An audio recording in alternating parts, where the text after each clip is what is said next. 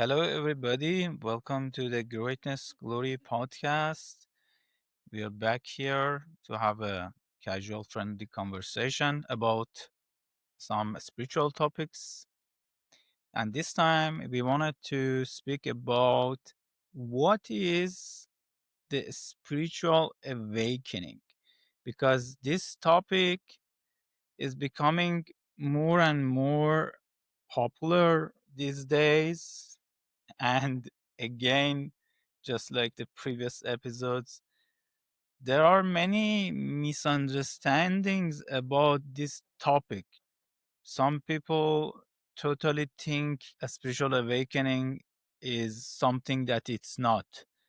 So I want to start talking about that a little bit because let's say if you are on a sick and find something, if you're seeking for the wrong thing, you might be wasting a lot of time at the wrong places. So first you need to really determine what is it that you're seeking. So Kevin, what is your opinion? What do you think really is the spiritual awakening? And we discussed things before, and I want to hear your honest feedback. I don't want you to filter anything. Just say whatever you think the spiritual awakening or the awakening means to you. Thank you, Isaac. Thank you for having me for yet another wonderful podcast. I'm stuck on your first question. What is it that we want? I think that's a great point to start with and pause and ask that question. What is it that we want, Isaac? Well, it's obvious that all human beings ultimately are looking for a state of well being, happiness, freedom in a way, if we go deeper, peace. So that's my opinion. What do you think? I think in the modern times we get distracted chasing happiness, and that there's this false notion of doing this in order to get to a certain point, and then once you reach that point, then you're happy. And to me, that's an illusion. So if we're defining what enlightenment is, let's maybe start by defining what it's not. And I think chasing happiness is one of those false lights that unfortunately grabs a lot of people's attention, time, and energy, and it takes away from the real mission, which, in my opinion, is really peace and tranquility. Okay, let's start by busting some myths. You see a lot of things going on social media, and people all over the place, all over the world, saying, "My spiritual awakening happened. I am spiritually awakened." What does it mean? Because when they're talking about spiritual awakening, majority of them, they're talking about things like, oh, now I know that the purpose of life is not to be in the rat race, becoming free from the matrix. And this whole notion of matrix is really misunderstood. I don't think that's what it meant when they made that movie. They were really talking about the illusion, the cosmic illusion, illusion of happiness, freedom, not about government controlling you, Illuminati, and some people are in the control of the world and things like that. So a lot of things are going around. They're saying, oh, a spiritual awakening is now I understand that they want to keep us sick. They want to keep us in the rat race. They want to keep us poor and control us. And the matrix is the organized religion. They want to keep us in the ignorance and whatever else. But that's not the real meaning of a spiritual awakening. That just means whether it's true or not, whether it's a conspiracy theory or not, that's a different topic. I'm not going to get into that. But the real spiritual awakening in definition of the ancient spiritual tradition like Buddhism or Hinduism, and in deeper esoteric meanings in even Abrahamic religions, is about you realizing who you are, you realizing your divine nature versus being stuck in thinking you're made of flesh and the made up identity that was formed in us by the society, including our parents and so on. Because when they say a spiritual awakening or enlightenment, they're talking about you as a spirit, as a soul, realizing that you are the soul, you are not this body and the personality, mind, ego, and understanding by experience, by direct perception, that as a spirit, you are always free. You need to experience it for yourself and become established in that experience. The experience that you will realize that you are beyond the body. So, what happens to the body when you get to that experience is no longer causing suffering to you. You're beyond the mental, emotional complex of mind. So, what happens in the mind no longer cause suffering. And I think if there is such a thing, everybody would want to get there. And we talked about different aspects of what it means to get there in different podcasts. So I'm not going to get into that. But getting back to the concept of the matrix, it's very obvious that this concept of matrix became famous by the movie. And it is taken from a lot of Hindu cosmology, Buddhist cosmology things.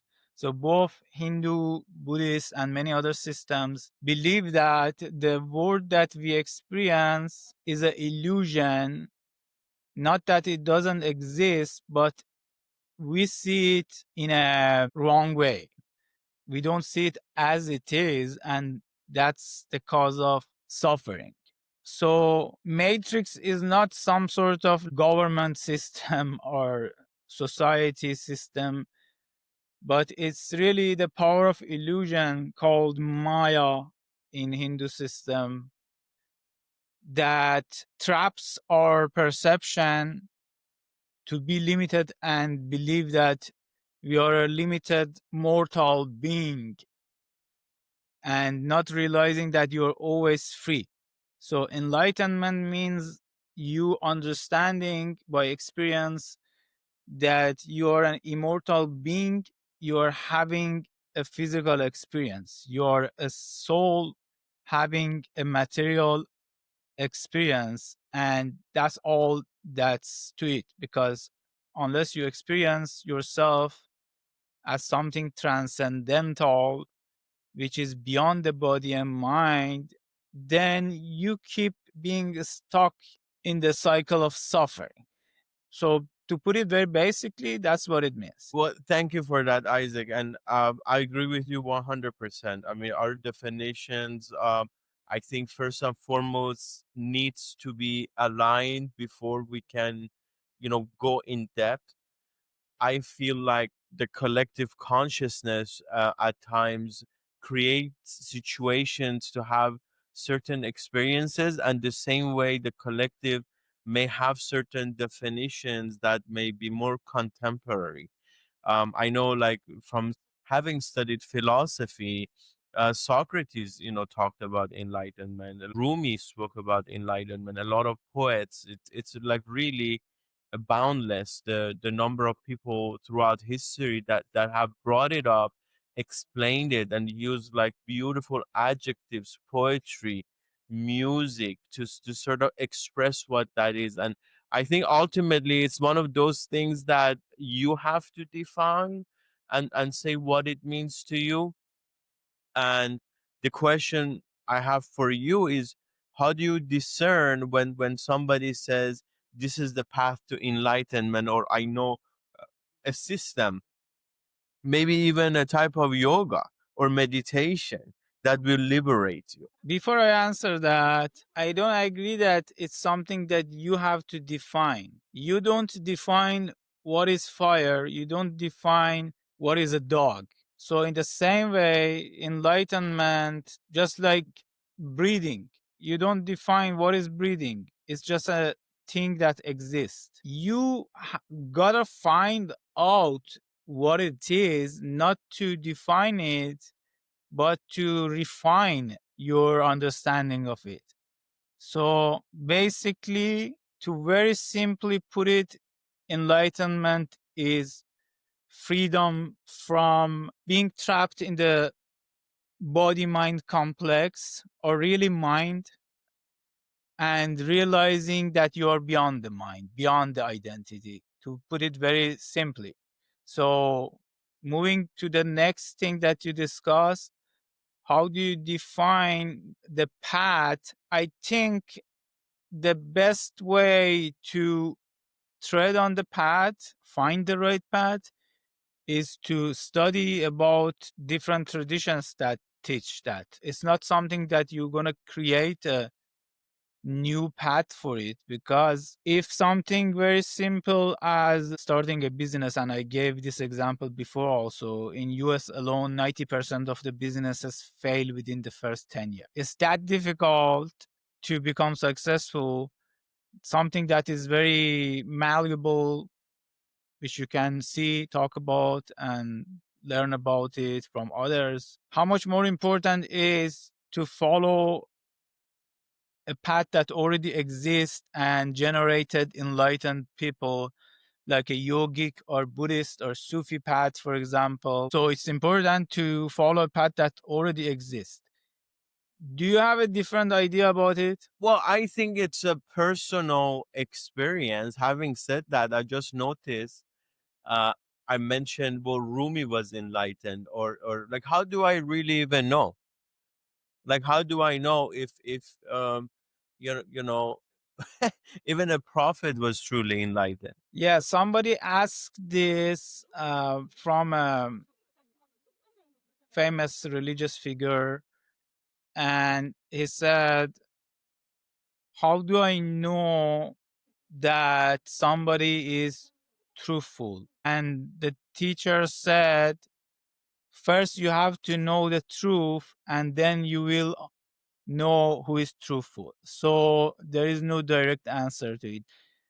As your spiritual growth becoming more, and you grow more, you ascend more internally, your perception becomes more refined, you will be able to say and discern what is right, what is wrong. And that's a very obvious fact. A professor of physics who is very knowledgeable can say if some fact that some random guy talks about is true or is false better than me, because I don't know a lot about physics.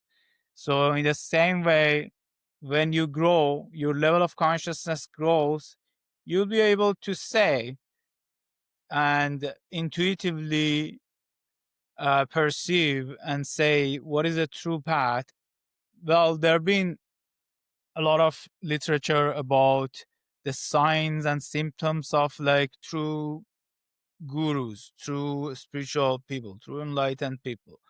But it's never perfect. So, do you mean that enlightenment is an objective matter or issue, rather? So let's define what is subjective and objective in spiritual terms. When we say objective, it means that we are looking at something and then defining it. The experience of enlightenment is subjective because it's about yourself, and everything is an object in front of spirit, soul, God, which you are. So to say you have a spirit, you have a soul, is misunderstanding the concept. Because if we define it like that, we say, okay, I am a person that has a soul, then it means I am here. I need to get in touch with my soul. But ultimately, you are the soul having a physical experience in this duality, the matrix, Maya, whatever you call it. So, from the Eastern definition, like Vedanta, everything that you experience, everything is an object to you as a consciousness. As the cosmic consciousness, we call it God, the cosmic soul that is manifested in this body. That consciousness experiences everything. So there is a famous saying in Vedanta that says, if you are experiencing it, you are not it. So it doesn't matter if it's your body, if it's your mind, if it's something outside of you, if it's a concept, even if it's God, if you look at God as something that I am here, God is there, I'm gonna get to God. So that's not what it means. The real definition, which I want to talk about it later, and I'm designing a series of courses on this, is that all the religions have mentioned that the path to realize God is to realize yourself. Some religions, some spiritual traditions talked about this very directly and said, you are God. A lot of religions or religious leaders or whatever, they misunderstood and misinterpreted this because it has a very deep meaning and it might take years or a lifetime for somebody to understand what it means and say, okay, yeah, I'm God. Astaghfirullah, hasbi shalom, like whatever they say, God forbid. You say I'm God, it means in a sense, there is no separate you and God. It's just the illusion that is created by the personality that makes you think you are separate. God is there, I'm here. God is in heaven, I'm here. I'm going to die and go to God. It's an inner journey of consciousness to realize what you are. The path to realize what you are is to realize what you are not, to go beyond the illusion, ignorance that you think you are a body, mind, whatever, is to realize God within. And this God cannot be really defined. We can explain it in many ways, but this God, this soul, this Buddha nature in Buddhist terms is just what it is. We cannot explain it because mind, language doesn't have any way to explain it. And when I explain it, it becomes another belief in your head. So it's subjective experience. Thank you. And then is the goal to have no suffering by not identifying with the thoughts, the mind, and the body? Or is the whole purpose of enlightenment freedom in other ways? Yes, it's the goal, the path is to free yourself from the illusion of being a limited being, a body mind complex, and realizing that you are beyond everything. If we want to understand enlightenment and self realization in a very basic way, we have to understand what is God or soul. Because if we don't understand that and we think soul is something with some substance, that some people say like soul, spirit is something, it comes into your body or whatever. If you don't understand that it's something which we cannot define, which it doesn't have qualities, which it doesn't have definition or form or shape, then we don't get in what enlightenment is. Because the best definition of the soul or God that we can as human beings relate to is to understand that it's our own consciousness, and then we have to explain what consciousness is to clear that. So what is consciousness? Right now you're thinking, you have emotions, you have a body, the organs of the body, and you have the world.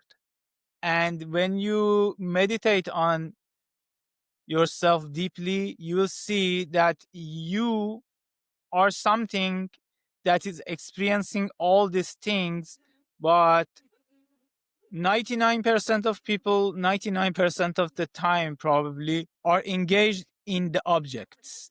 They don't look at what is it that experiencing. So in Vedantic terms, they talk about experience and experiencer. In a way, you are the experiencer and the beyond the experiencer also, because we cannot really define it and say, oh yeah, I'm the experiencer, okay, I got it. No, it's beyond definition. So whatever that you experience is not you, and you experiencing yourself as pure consciousness that cannot be defined or grasped by mind is to realize that consciousness is the same consciousness that exists in everybody, in all creatures, in the whole existence. That consciousness is something that perceives and witnesses everything. So it's beyond all of them. And we're speaking about the movie Matrix, for example. This is a very limited analogy which I thought about. Let's say in the movie Matrix, it shows that these people were in some sort of what was that thing? The chamber. They were connected to some machine and they were experiencing a sort of virtual reality. What if what you're experiencing right now as the world also a sort of virtual reality, just like a dream, and you're suffering it and being controlled by it, being trapped in it because you don't know it's a virtual reality. A dream may cause you to panic or suffer just like day to day life as long as it's a dream. And one time I had a dream which caused a micro awakening in me. Very interesting thing. One day I was having a dream and I dreamt that I was on the a parking structure, let's say on the third floor under the ground or something.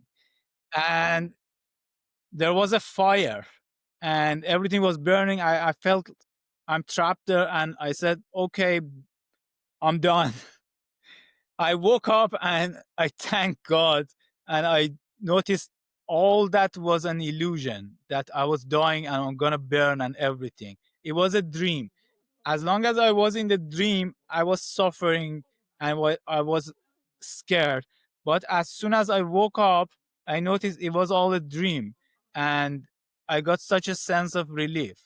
So if you can wake up from a dream to this reality, Vedanta, Buddhism, and other systems also say you can wake up from this experience that we have to a higher reality where you don't suffer. That's awesome. And what are your recommendations for those who say, I'm tired of suffering, I'm tired of the pain, the mental anguish, maybe even the physical pain, and I'm looking to look into enlightenment, but where do you begin? Just study.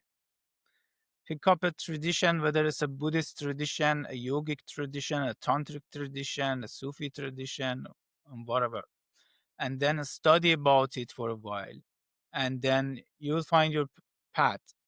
And the key recommendation I have is to always be a seeker, but never make conclusions. Never think that, oh, I found the path, I found everything. Now I have the answer. So you just keep seeking, and until you have the ultimate experience that is beyond the doubt, which you cannot question, you still keep seeking and stay alert. Question. Thank you. And I have a dilemma. Isn't enlightenment more of a Eastern way of explaining freedom from the bondage of body and mind, whereas in the Abrahamic religions we hear that less, if I'm not mistaken. I don't want to offend anybody, Again, we're not, promoting any specific faith or tradition here. We're just having, conversations for educational and entertainment purposes.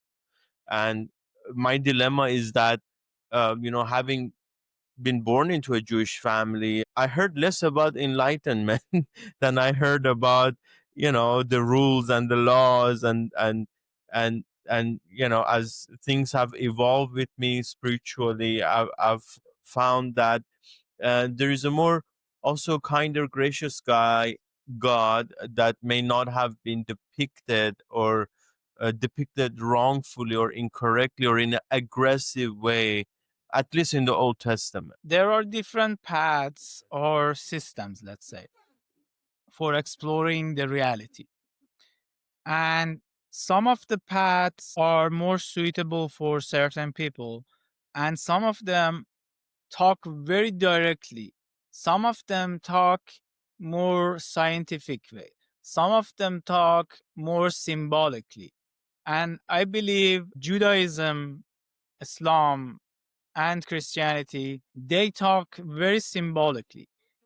On the surface, if you were to compare Abrahamic religions, specifically Judaism and Islam also, compare it to Vedanta or Buddhism, they have a lot, maybe 80% of their teaching around how to run your daily life. In Islam, we have the Sharia. In Judaism, we have halakha and whatever else. And most of what you learn is more about how to run your daily life. This food is bad, that food is good, don't kill somebody, and whatever else. But when you go to Vedanta, for example, you go to the 6 systems of philosophy in Sanatana Dharma, which is called Hinduism by mistake. They are talking mostly about realization, the ultimate realization. They're less concerned about do this, don't do that, or at least equally concerned. Now, I started studying Abrahamic religions when I was about 14 or 15 years old. And I studied very deeply. And I was born in a Jewish family also. So I became more religious Jewish person. Then I became a Muslim in a way. Then I became a Christian because I wanted to go and completely experience it and realize it. Then I realized at the core, they're all talking about the same thing. Yes. It's only on the surface that because of ignorance, misunderstandings have happened. And then for some reason, people want to justify and say, oh, everything that is written in this book is never modified. It's the same version that existed 5,000 years ago or 1,400 years ago or whatever.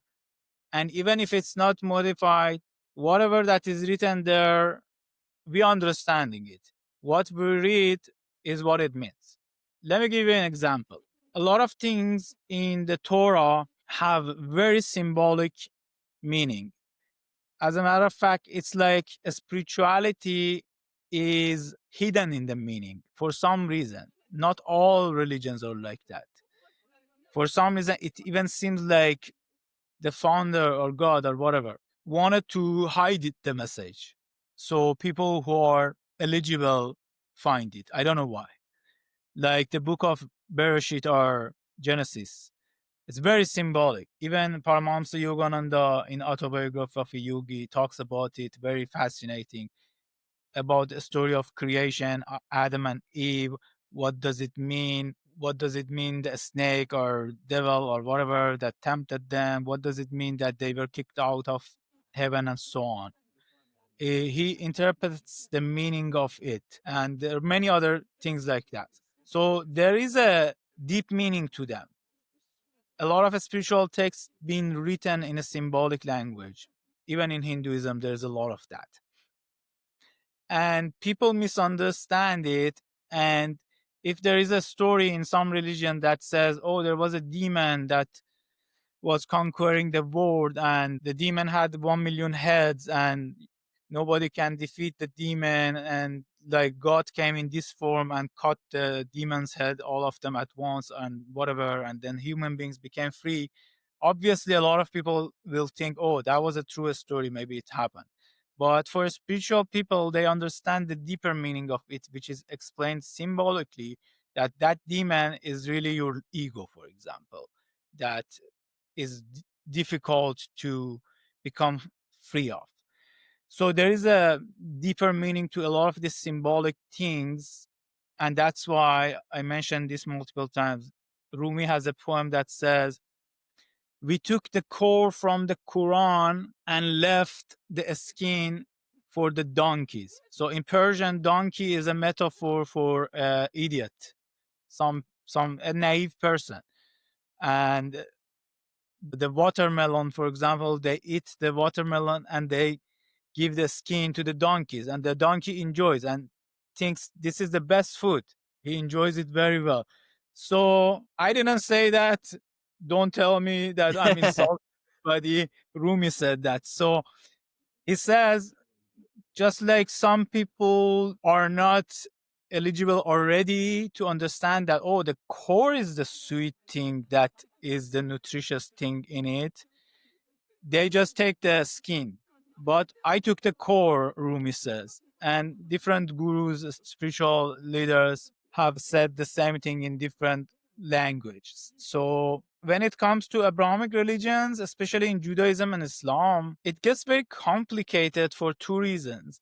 One is dogmatic, narrow minded thinking, to say, oh, everything that is written here is absolutely true. It's never been changed. It's never modified. And then just coming to conclusion, oh, I know what it means. And then most of people don't even think really. They just borrow the ideas of other people. And, in Islam, it's very famous concept that there is this, I don't know, how can I translate it in English? There is a source or a kind of a spiritual religious authority, and we need to follow him. Whatever he says is the truth. And it's the same thing in Judaism also. Like, and we discussed this before. As a person who has a tremendous amount of experience, and I'm not boasting, but it's what's the reality for me, dealing with a lot of Jews and Muslims, I see this all the time, and my head blows up when I think about it. All the same people that are so sure of themselves, and if you question their beliefs, they might even kill you, are the same people that never read their scripture, whether Quran or Torah, even once completely. Believe me or not, most of them even have not read 5% of the Torah, and they're willing to fight with you over it. And that is very obvious sign that they're just following and adopting beliefs from their parents or society or religious leaders or so on. So I don't want to disrespect or say anything against these people or religion. I'm just saying that's the state of understanding, intelligence that some people have. And if we want to understand the highest truth, we need to question things. The biggest enemy of truth is to think that you know and just come to firm conclusions and not question things. Thank you. And, coming from a very similar background, but a bit different, I feel like you're correct. And that, at least with Christianity, as I sort of studied it more, even though I used to be Orthodox, and, as Orthodox Jewish students, we got to study Christianity quite a bit through the Gemara, Talmud. And I feel like with teachings of Yeshua, the concept of enlightenment, self-discovery is a lot more defined. Although he also got prosecuted, you know, and and for many generations, if any Jewish person brought up the name of Rabbi Yeshua, they would get prosecuted, because the Roman Empire was that afraid of this notion of freedom. And I feel like that's what people refer to traditionally when they call it the matrix. They're referring to um, the systems, whether they're governmental, or otherwise. Did you at times feel like certain traditions and teachings resonated with you, and it sort of evolved from there? Or do you feel like certain traditions or teachings are a lot more pure with less interference? And I know you draw from many traditions and backgrounds, and that we're not talking about any specific way of reaching God and having that connection, and that there's not any one answer. But for those who are like, I'm ready for this, like I'm ready for change, and I want to feel connected. I'm tired of being alone. I'm tired of being scared. Regardless of the background they're born into, what is the best way to ask questions to find what is the best path? Because we know there's even false gurus, and there's people like coming out today claiming they're prophets. Hmm. Okay, let's answer that. And then I want to flash back to Christianity actually and talk a bit about the concept of enlightenment or whatever that is back in Christianity. Because you mentioned that in Christianity, it seems like there is more direct talking about that thing, experience of unity with God. Yes, in my pursuit of truth, certain traditions resonated with me more as my consciousness grew because they were talking more directly about what the truth is rather than talking in complex things or talking about the side things. And I believe Vedanta, one of the systems in Hinduism, as well as Buddhism, they are the most logical approach to spirituality and enlightenment. And it was Swami Vivekananda, such a great yogi guru, the first yogi who came to US, who said, I believe Vedanta is the religion that is suitable for the people of this age because it's the most rational and it's a system that is very complex and it explains the reality, suffering, and so on in many ways. It's not better than Buddhism or Buddhism is better than, it's just different approach suitable for different people. Thank you, Isaac. And my next question is, if you were to do a comparative analysis of enlightenment across the traditions and religions that you've studied in depth, what would you say are the similarities, differences, and any advice for those who are beginners and are curious? I think they really actually talking about the same thing. They just use different language to explain it. And you just consider this example. 500 years ago, 5,000 years ago, the level of intellectual capability of majority of human beings was much different. I am a IT person. I know a ton of stuff about technology, but sometimes I feel stupid in front of the Gen Z. Yeah, And I me never too. thought and a lot of people know that, oh, my parents compared to me are less smart about these things.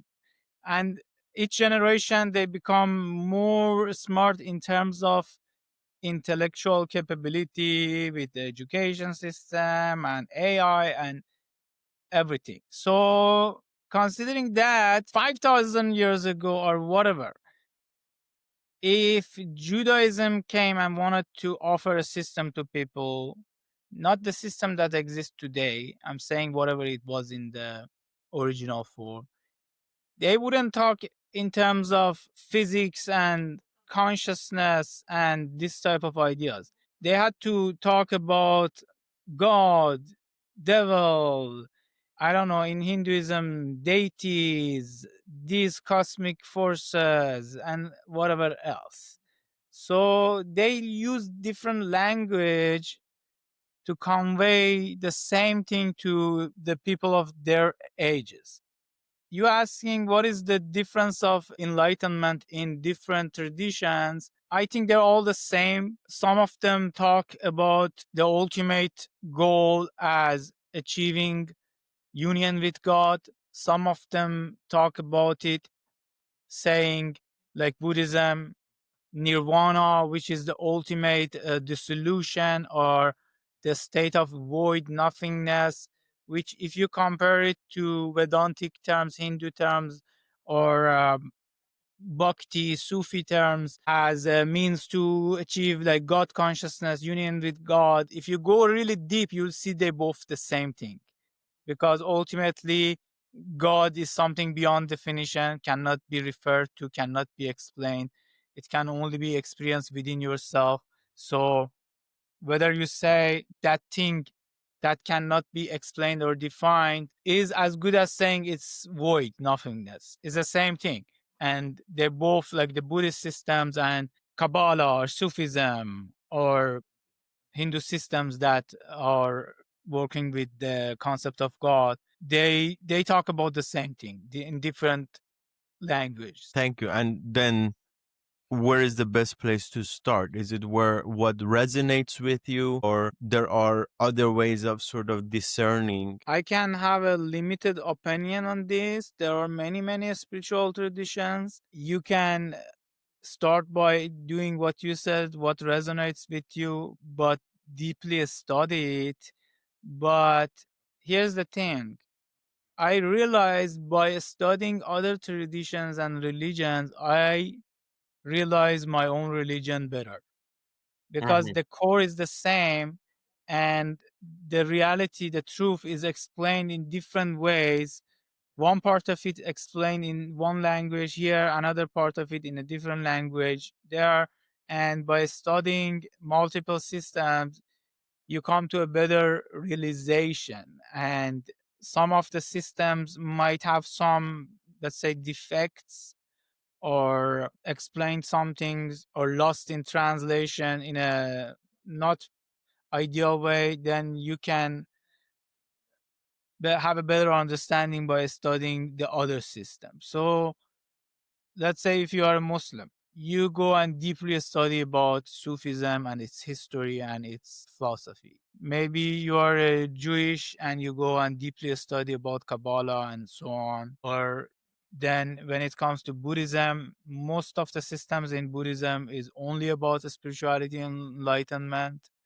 And then in Hinduism, the prominent systems that only talk about freedom and enlightenment are yoga and Vedanta and so on. Thank you. And I feel like at least with Islam, and I don't know much about Sufism or Zoroastrianism or many traditions, but I feel like even with Judaism, a lot of the knowledge was not only transferred in a symbolic way. A lot of people even say, the Bible is about astrology, but also a lot of knowledge was hidden in esoteric traditions, unfortunately. And that, at least with the book of Enoch, in my experience, you saw something different, like with revelations and some of the newer testament texts. And I'm not even including like what I have learned and enjoyed from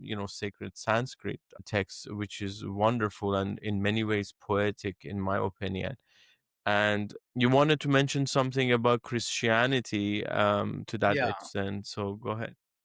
Okay. So, as I said, I found that finding the truth in the Abrahamic religions, especially Judaism and Islam, is much more difficult. You might find a lot of paradox. You might find a lot of things that are about the side things of religion, not about the core, the truth. But one thing about Christianity, and I'm not talking about the religion of Christianity, I'm talking about the original teachings of Christ. Because then again, if Christ came and said the real thing is about experiencing God, and the path is love and forgiveness and compassion and service and so on, then again, so many other sects of Christianity later came and made it into a religion. Like, I'm not going to name anything, but again, they made it into a kind of Sharia. While the message of Christ was that God is within you, the kingdom of God is within, the path is love, devotion, service, forgiveness, and other teachings that you read in the four Bibles and the other Bibles that the church officially doesn't agree they are true or whatever. So you see, the teachings of Christ is very close to a lot of the Eastern traditions.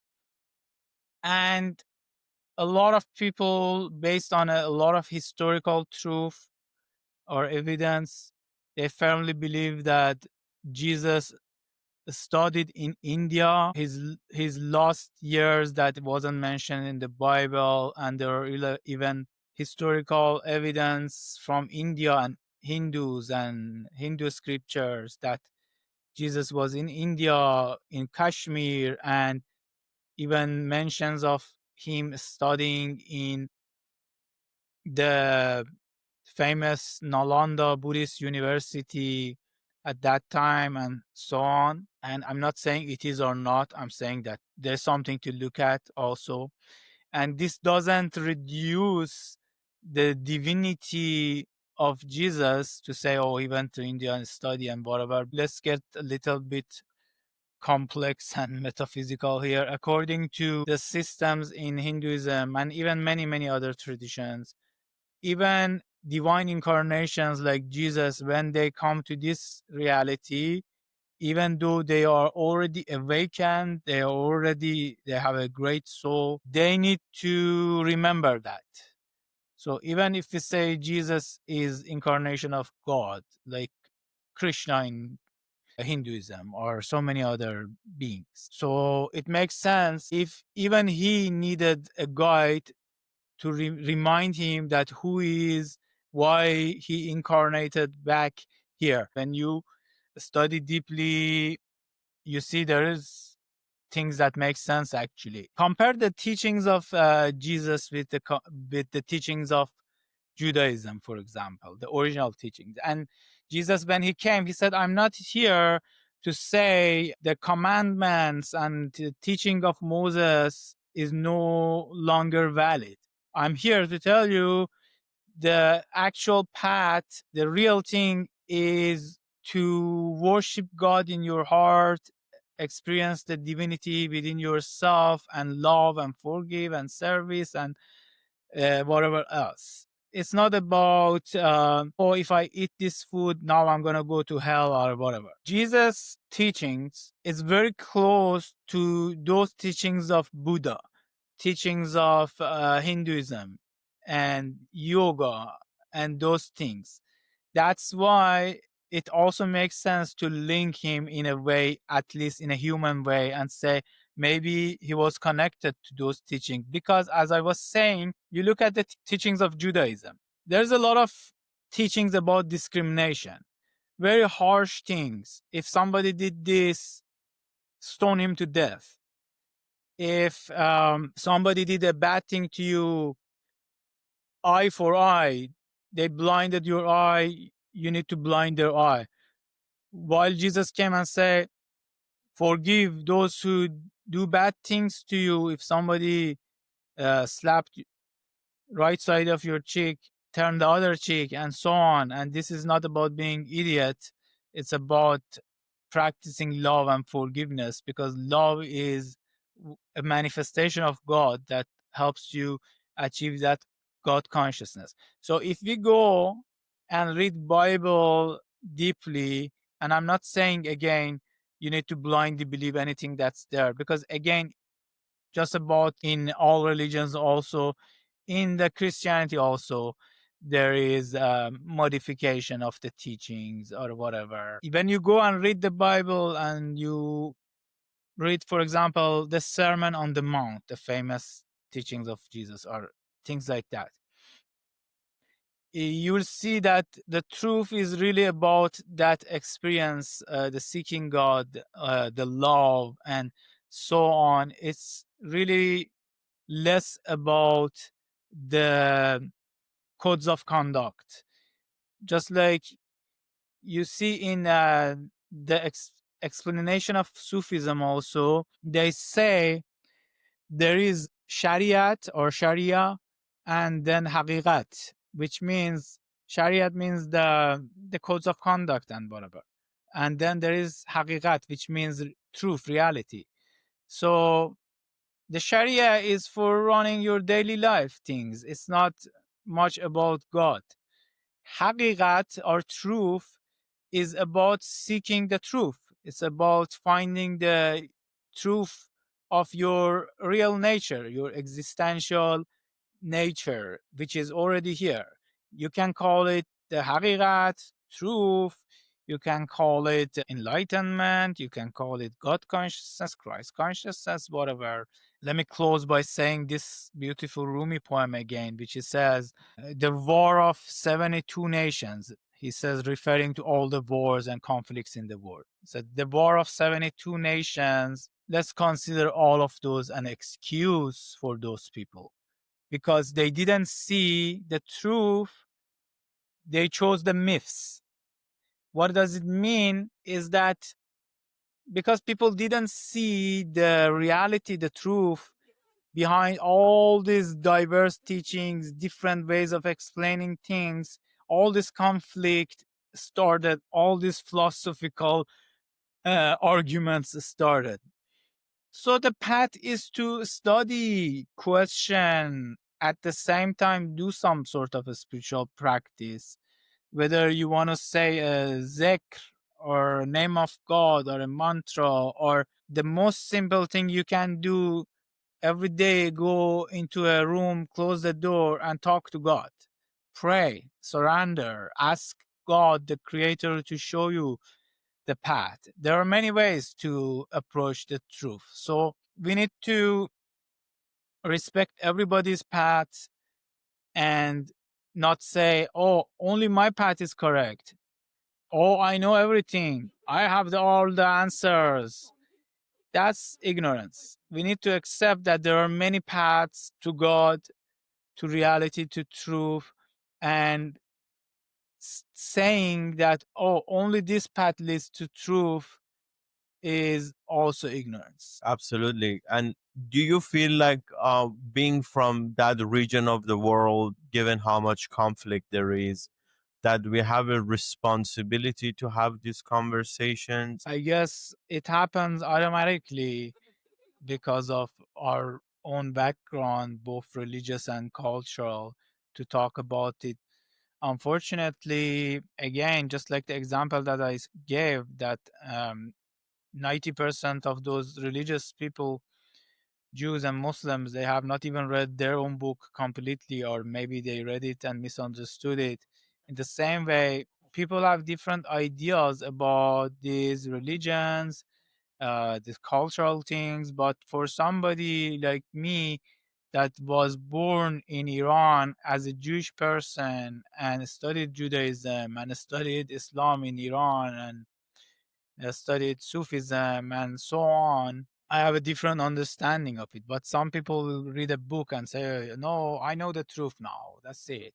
Yeah. Well, I would love in future episodes to talk about the concept of heaven and hell when it came up. And you mentioned people not really knowing their own faith and tradition, and I have a lot of opinions about my experiences diving deep into Judaism. You want to make a quick reference to the concept of heaven and hell because it was actually related. You see, most of the Eastern systems, which I mentioned, they're mostly concerned with self realization. Correct. They're not concerned about you going to a different world because for them, going to heaven also is bondage. And this exists at the core of Sufism also, or many of the Abrahamic religions also. But most people think religion is about, oh, you do good things and then when you die you go to heaven.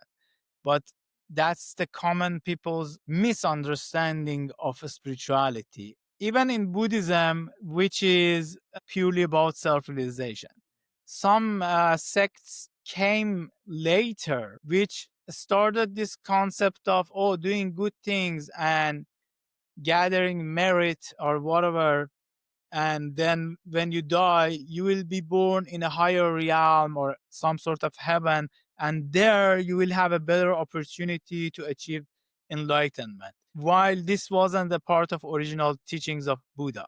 And it has its own place. It's called Pure Land Buddhism. Actually, it's very famous in China, but the original teaching was that the truth is here, you can experience it. The path is purification and love, and the truth, the kingdom of heaven is within you. It's not somewhere else. And then this been mentioned in different ways, obviously, in different religions. And a very famous religious figure in Islam, Imam Ali, he said in his prayer, there's a famous prayer that he has, and he is very deeply linked with Islamic Sufism, because Sufism also has different sects. Not all of them are really Islamic, but he says in his prayer something which is actually very beautiful. He says, "Oh Lord, if I pray to you and worship you with the intention to go to heaven, please deprive me from heaven." What it means that I'm not looking for going to heaven and enjoy the virgins or whatever. I'm looking to experience you. I'm seeking you. So we have to understand the real goal of religion at its core is about achieving God consciousness, or if you don't believe in that concept of God, experiencing your own eternal nature, Buddha nature, or enlightenment. Thank you. And I remember when I was more of an Orthodox Jewish student practicing Judaism very deeply and studying the esoteric sciences of Judaism. I found out about the concept of Gilgulim, which is reincarnation. And to me, to this day, it amazes me how many even Orthodox Jews, conservative, like of different sects, like are misinformed about what the original teachings were. And in many ways, there's actually a book, I believe it's called Letters from a Rabbi to a Buddhist Monk, if I'm butchering the title for sure.